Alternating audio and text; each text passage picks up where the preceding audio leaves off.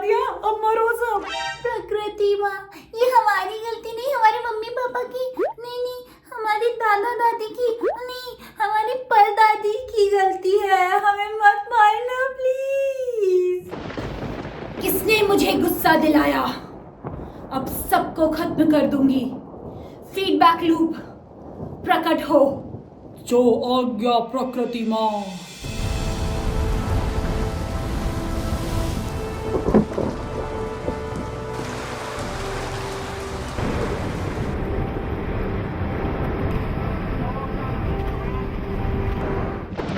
ये क्यों हो रहा है?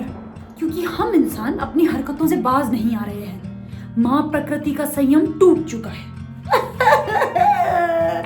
फीडबैक लूप एक्टिवेट हो चुका है। ये क्या कोई बॉम्ब एक्टिवेट होने जैसा है? उससे भी ज्यादा भयानक, हमने प्रकृति माँ को पूरा खत्म कर डाला। हमने उनके जंगल, जानवर, पंछी, हवा, पहाड़, पानी सब गंदा कर डाला। वो कब तक सहेंगी आखिर? ये फीडबैक लूप कैसे एक्टिवेट हुआ?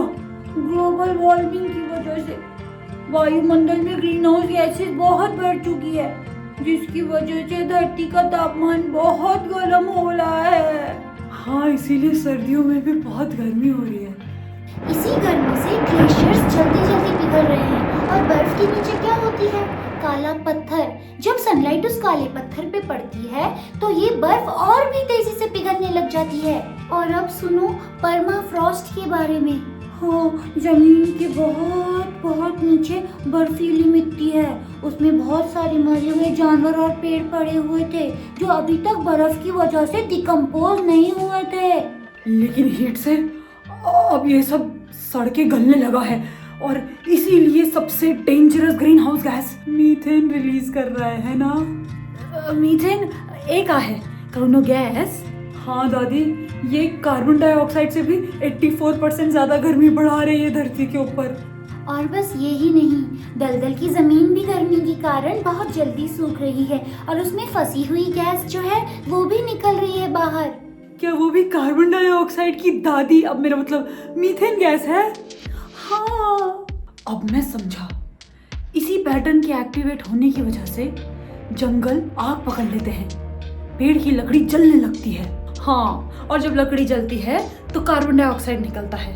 गांव में चूल्हा करते हैं, इतना तो मालूम ही है। और इसी साइकिल को फीडबैक लूप कहते हैं। अब इसको कैसे रोकें? यूनाइटेड नेशन के साइंटिस्ट ने भी हमको वार्निंग दी थी कि हम सब आग से खेल रहे हैं। उन्होंने 2030 तक कार्बन डाइऑक्साइड को 45% कम करने को बोला था, लेकिन हम सब सिर्फ 2.6% ही कर पाए हैं।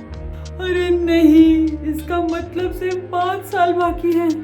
उसके बाद राम नाम सत्य है। और का और खरीदो बेमतलब का चीजें, और खाओ मीट, मच्छी, अंडा, दूध, और करो लालच।